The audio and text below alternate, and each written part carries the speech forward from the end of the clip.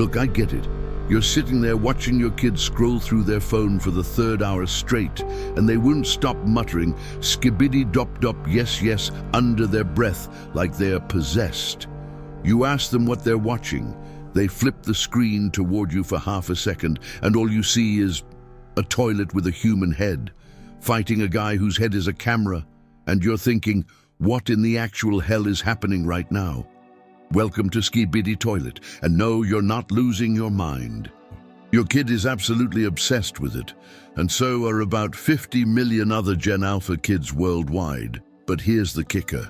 This isn't just another weird internet thing that'll blow over in a week. This is something parents actually need to pay attention to, and I'm going to break down exactly why. Okay, so first things first, what is Skibidi Toilet?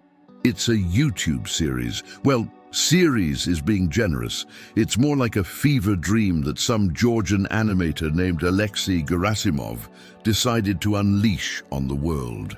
The guy goes by Dafuk Boom on YouTube, and he's got over 23 million subscribers now. Think about that for a second. 23 million people watching toilets with human heads, singing a catchy song while battling camera-headed humanoids. The plot, if you can even call it that, is basically this. Evil toilet creatures have taken over the world, and they're fighting against these camera-headed and speaker-headed people. There's no dialogue, just chaotic action, explosions, and that infectious Skibidi Dop Dop song playing on repeat.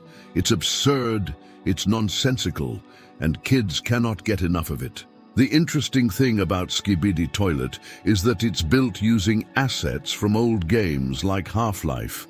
You know, that game from the late 90s that Gen Alpha has never even heard of. So there's this weird irony where their content is actually recycling stuff from before they were born. But they've completely repurposed it into something totally unrecognizable. It's like taking your grandma's wedding dress and turning it into a Halloween costume. Same materials, completely different vibe. Now you might be thinking, okay, so it's just dumb meme content. We had dumb stuff when we were kids too. And yeah, you're right, every generation has their weird thing. Millennials had Teletubbies and those creepy Chuck E. Cheese animatronics. Gen Z had Slender Man and Roblox horror games. But here's where Skibidi Toilet is different. It's specifically designed for the way Gen Alpha consumes content. These kids, we're talking about anyone born between 2010 and 2025, have never lived in a world without smartphones, YouTube, and TikTok. They've never known a flip phone. They've never had to wait a week for the next episode of their favorite show. Hell, they've never even had to sit through commercials. They grew up with everything on demand, instantly, all the time, and Skibidi Toilet is literally engineered for that exact brain chemistry. This thing isn't just popular, it's everywhere. Kids are watching it, remixing it, creating fan art and role-playing it on the playground. They're making their own versions on Roblox and Minecraft. They've turned it into a full-blown universe with lore, theories, and inside jokes that adults will never understand. And honestly, that's part of the appeal. Kids love having something that's theirs, something their parents don't get.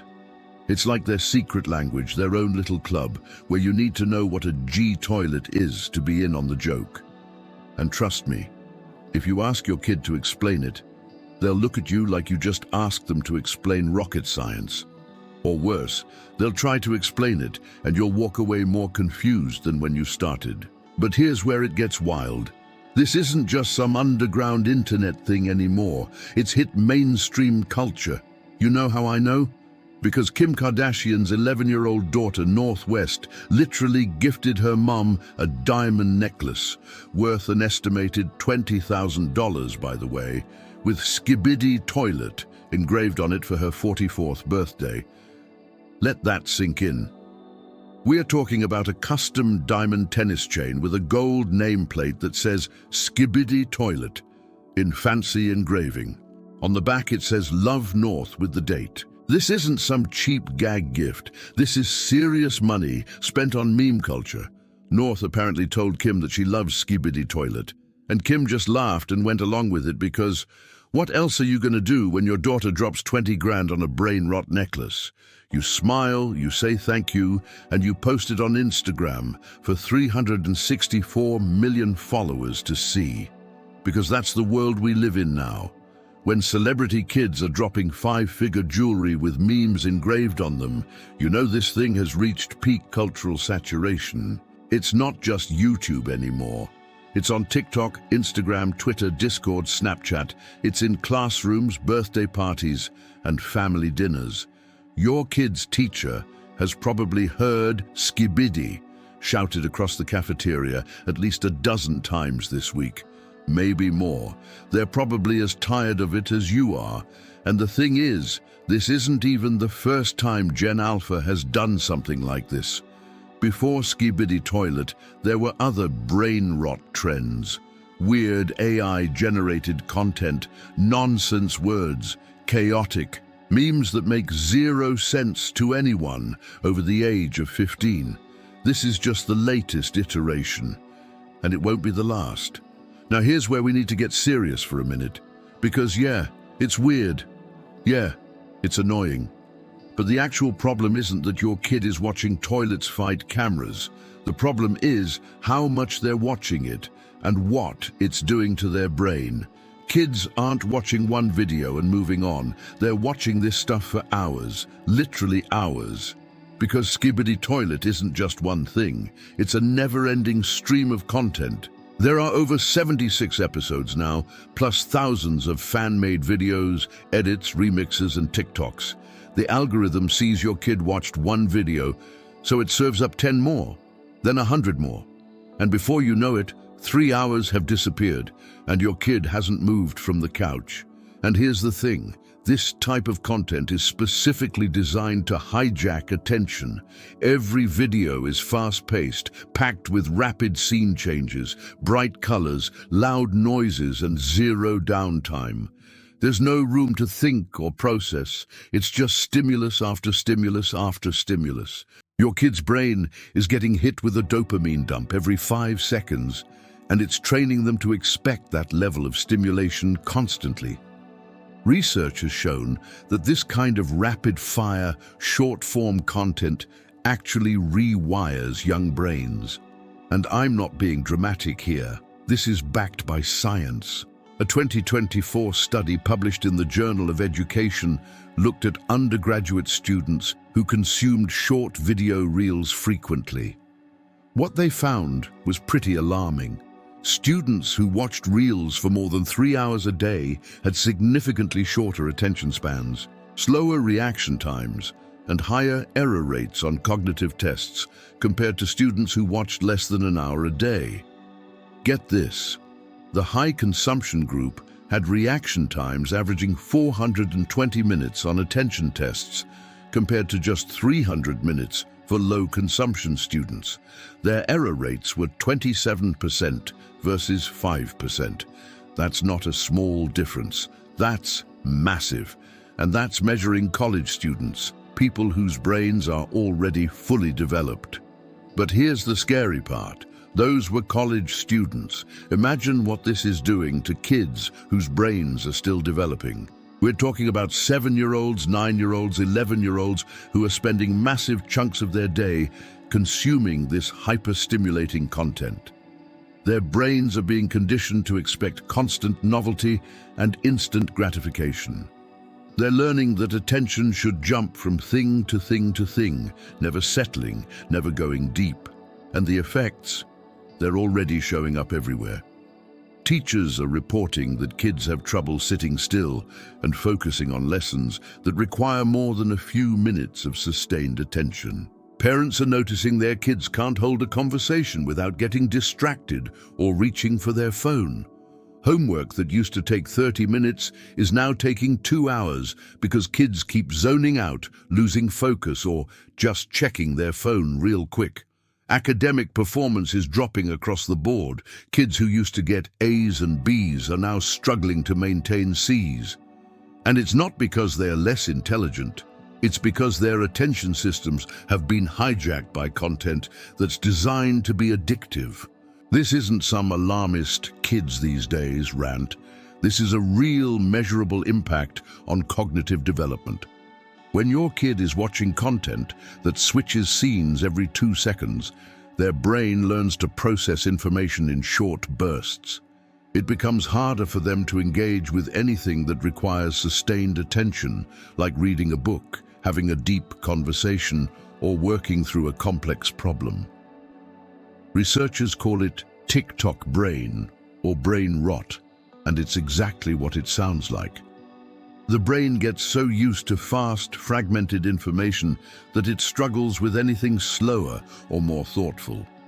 Kids start to show symptoms similar to ADHD, difficulty focusing, impulsivity, trouble with working memory, inability to filter out distractions. And the more time they spend on this content, the worse it gets. One study specifically looked at toddlers and preschoolers exposed to content with frequent scene changes. They found that even just 9 minutes of fast-paced content could impair executive function for a short period afterward. Executive function, that's the brain's ability to plan, focus, remember instructions, and juggle multiple tasks.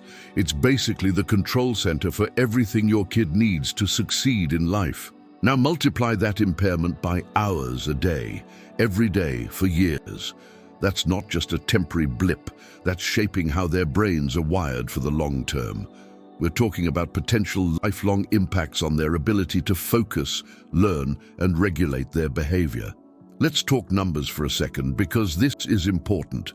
The average human attention span has dropped from 12 seconds in 2000 to about 8 seconds now. That's shorter than a goldfish, which clocks in at 9 seconds. And we wonder why everyone jokes about having the memory of a goldfish. Turns out we're actually worse. And Gen Alpha, they're growing up in an even more distracted environment than Gen Z did. Gen Z at least remembers a time before TikTok, before YouTube Shorts, before every platform became an infinite scroll of dopamine hits. Gen Alpha doesn't have that reference point. This is all they've ever known. Platforms like TikTok and YouTube Shorts have figured out the perfect formula. Deliver the most stimulating content possible in the shortest time possible, then immediately serve up the next hit before the person has time to disengage.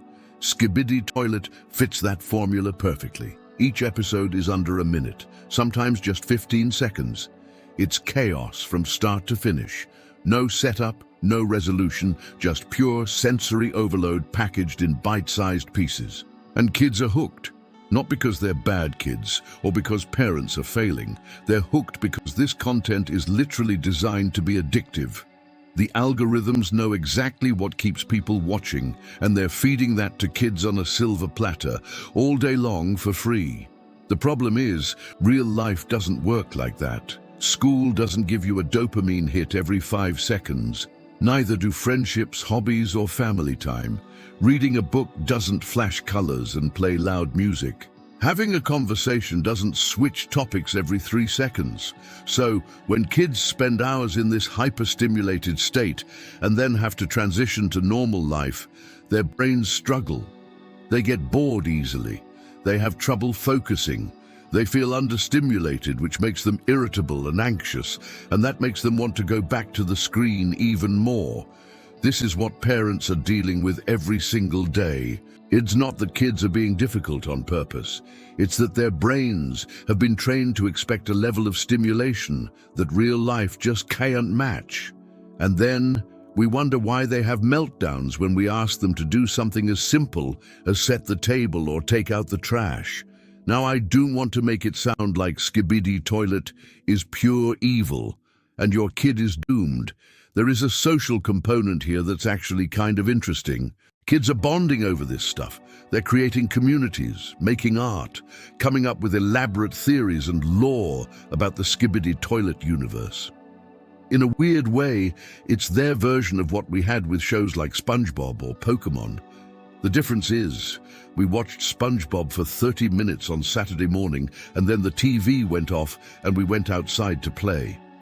There was a natural endpoint. Gen Alpha doesn't have that natural cutoff. The content just keeps coming, endless and infinite, and there's no built-in signal that says, okay, you're done now. So while there's definitely a social and creative element to their engagement with Skibidi Toilet, it's happening in an environment that doesn't have built-in limits or natural stopping points. And that's a problem. And let's be real, some of the creativity is actually impressive. Kids are making their own animations, remixing videos with new characters, building entire Skibidi Toilet worlds in Roblox and Minecraft. They're learning video editing, animation basics, and storytelling techniques. They're engaging in participatory culture, which is actually a really valuable skill in the modern world. The problem isn't the creativity or the community.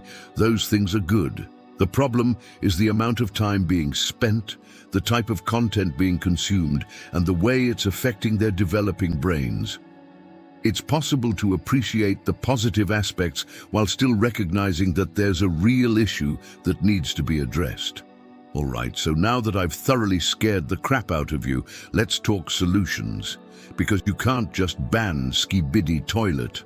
Well, you could, but here's what'll happen. Your kid will resent you.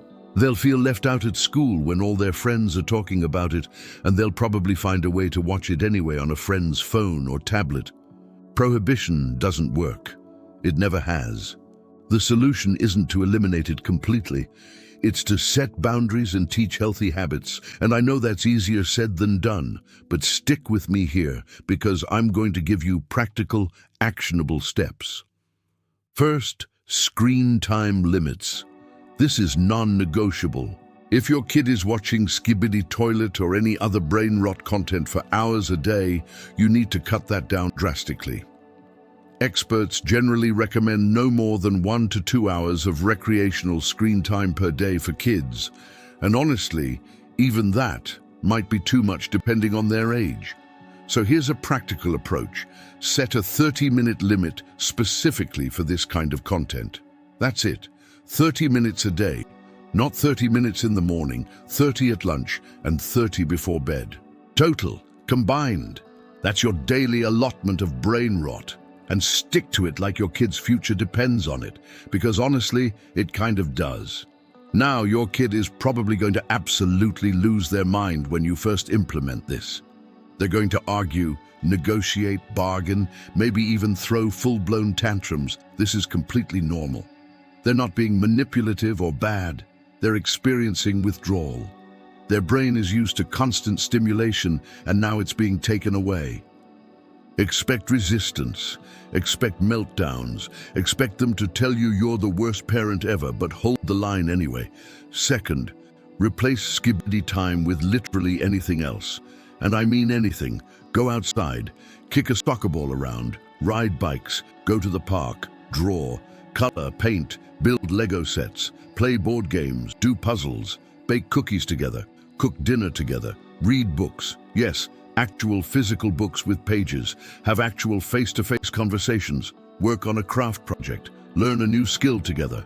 I'm not saying you need to turn into a 1950s sitcom family where everyone sits around playing board games every night and singing songs by the piano.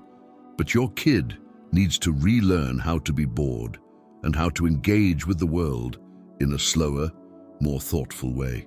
Their brains need time to reset and remember that not everything has to be fast and loud and chaotic to be interesting. Boredom is actually incredibly good for kids.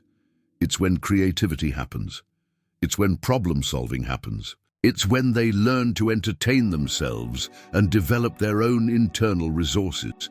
When kids are constantly stimulated by screens, they never develop the ability to generate their own entertainment or sit with their thoughts.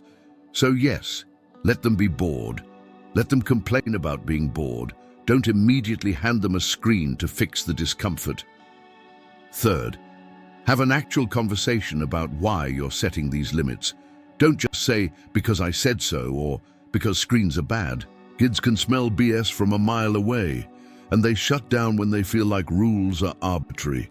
Explain that their brain is still growing and developing, and too much screen time, especially fast-paced content like Skibidi Toilet, can make it harder to focus, learn, and enjoy other things in life. You don't have to get into the neuroscience of dopamine regulation and executive function, but give them some real context.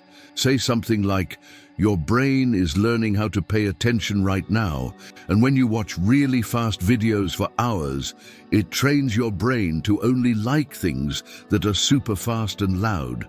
That makes it hard to enjoy other stuff, like reading or playing outside or even hanging out with friends. Kids are smarter than we give them credit for.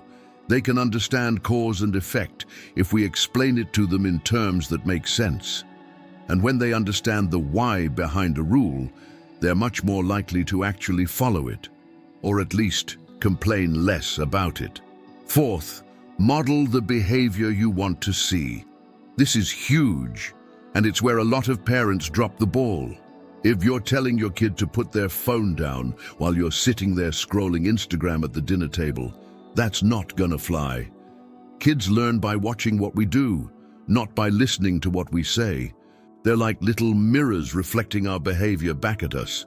So put your phone away too. Be present. Show them what it looks like to engage with the world without a screen in your hand. Have dinner together without phones on the table. Go for walks without checking your notifications every 5 minutes. Read a book where they can see you reading. Do a hobby that doesn't involve a screen. Be the example. Fifth, use parental controls and monitoring tools without shame or guilt. I know some people feel weird about this, like it's helicopter parenting or invading privacy. But here's the reality. Kids don't have fully developed prefrontal cortexes. That's the part of the brain responsible for decision-making, impulse control, and long-term planning. It doesn't finish developing until around age 25. So yeah, use YouTube Kids instead of regular YouTube. Set time limits through screen time on iOS or digital well-being on Android. Check in regularly on what they're watching and for how long. Use apps that let you monitor and manage screen time remotely if you need to. This isn't about being controlling, it's about being responsible. And look, I'm not saying you need to helicopter parent every single second of their digital life or read their private messages to friends. But you absolutely should know what content they're consuming, how much time they're spending on it, and whether it's affecting their behavior, mood, or performance at school. If you wouldn't let them eat candy for 3 hours straight because you know it's bad for their health, don't let them watch brain rot content for 3 hours straight. It's the exact same concept. You're the parent. It's your job to set healthy boundaries even when, especially when, your kid doesn't like it. Here's the thing, and this is really important. Skibidi Toilet isn't the enemy. It's just a symptom of a much bigger issue, which is that kids today are growing up in an environment that's specifically engineered to capture and monetize their attention for profit. Every app, every platform, every piece of content is designed by teams of psychologists and engineers whose entire job is to keep people watching, clicking, scrolling, engaging. And it's working incredibly well. Gen Alpha is essentially growing up as guinea pigs in the biggest uncontrolled social experiment in human history. We have no idea what the long-term effects of this level of digital consumption are going to be. We're seeing the early warning signs: attention problems, anxiety, depression, social difficulties, academic struggles. But we won't know the full scope of the impact for another 10, 20, 30 years. And that's exactly why this matters so much. Not because Skibidi Toilet is uniquely bad or dangerous, but because it represents a pattern. Today, it's Skibidi Toilet. Tomorrow, it'll be something else. Some new meme, some new trend, some new type of content that's even more stimulating and even more addictive. The specific content will change, but the underlying structure, short, fast, addictive, algorithmically optimized to exploit human psychology, will stay exactly the same. As parents, the job isn't to fight every new meme or trend that comes along. That's an impossible battle, and you'll lose every time. The real job is to teach kids how to have a healthy relationship with technology.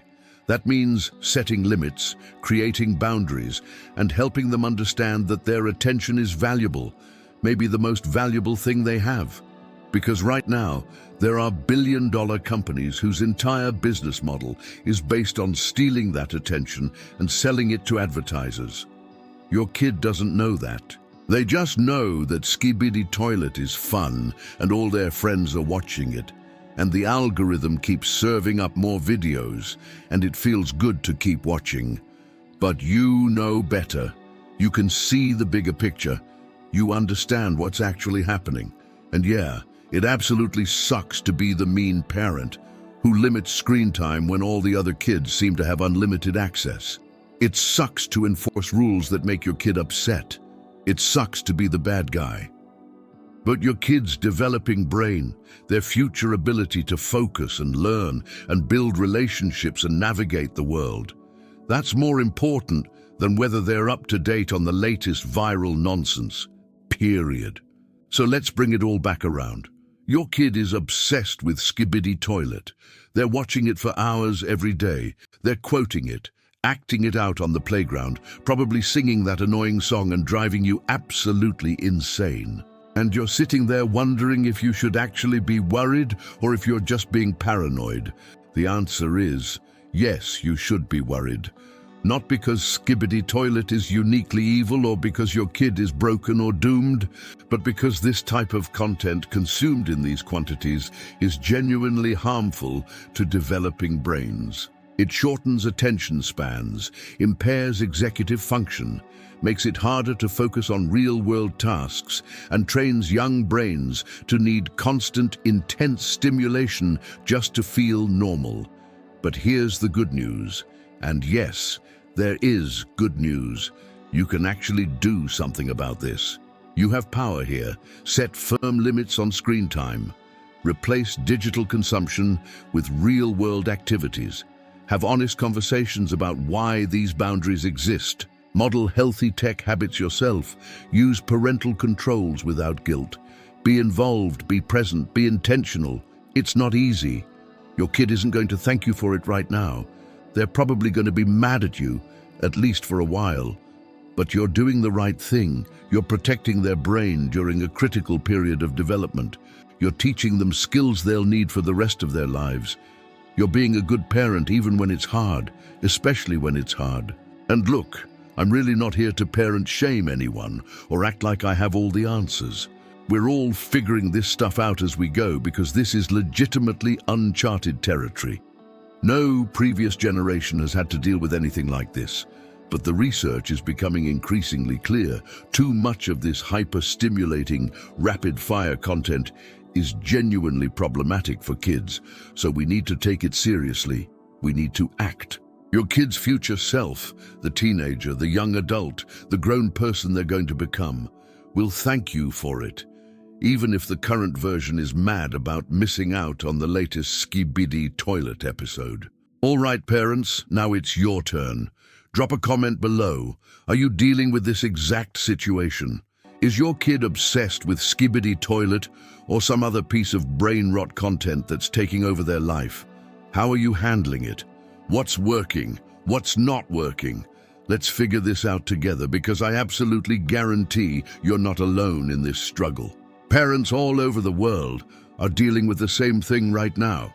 Share your strategies, your struggles, your small wins. Tell us what your kid is into and how you're managing screen time. Ask questions, help each other out. That's what community is for, supporting each other through the hard stuff. And hey, if this video actually helped you understand what's going on and gave you some practical tools to deal with it, do me a favor and hit that like button. Subscribe to the channel if you haven't already, because I make content specifically about parenting in the digital age. And trust me, we have got a lot more ground to cover. This is just the tip of the iceberg. Now go do the hard thing. Go set those boundaries. Go take your kid's phone away and make them go outside or read a book or build something or just sit there and be bored for a minute. They'll survive, I promise. They might complain, they might resist, but they'll survive. And more importantly, they'll be better off for it. See you in the next one. Good luck out there.